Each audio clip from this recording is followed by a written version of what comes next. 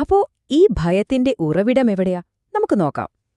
നമ്മുടെ ഈ യാത്ര തുടങ്ങുന്നത് ഇരുട്ടിൽ പെട്ടുപോയ ഒരു തോണിയിൽ നിന്നാണ്.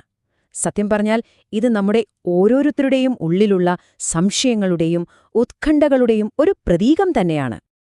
നമ്മളെല്ലാവരും സ്ഥിരമായി ചെയ്യുന്ന ഒരു കാര്യമാണിത്, അല്ലേ? ജീവിതത്തിൽ എന്ത് പ്രശ്നം വന്നാലും നമ്മുടെ സ്വന്തം ബുദ്ധിയും ശക്തിയും കൊണ്ട് മാത്രം അത് പരിഹരിക്കാൻ ഒരു ശ്രമം നടത്തും.